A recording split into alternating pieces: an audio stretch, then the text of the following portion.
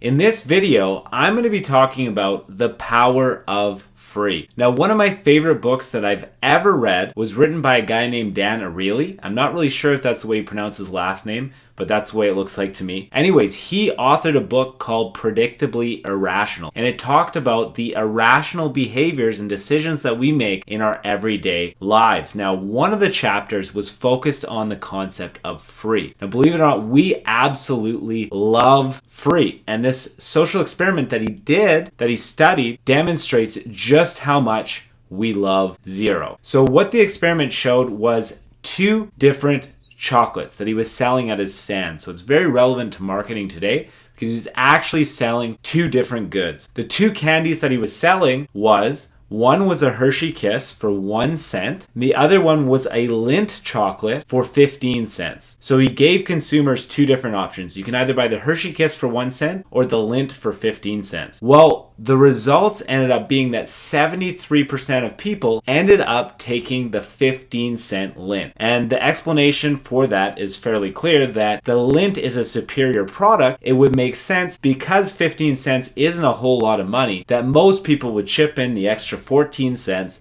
and get the superior product. Now, the interesting thing happened when Dan decided to lower his price on both goods by 1 single penny. So he reduced the cost of the Lindt by 1 cent, and he also reduced the cost of the Hershey Kiss by a single cent. So he ended up having, in the second scenario, is a Lindt for 14 cents, and then you have a Hershey Kiss for free. Now, both chocolates went down in price by 1 single cent. And because in the first experiment, people tended to pick the Lindt because it was the superior product, a logical person may assume at that point that the Lindt would still be the primary choice that these consumers would decide to take. But the interesting thing about the study was actually the results were completely flipped. So now in the second scenario, when the Hershey Kiss was 100% free, 69% went for the free Hershey Kiss over the 14-cent Lindt, even though these consumers still in general had the idea that the Lindt was the premium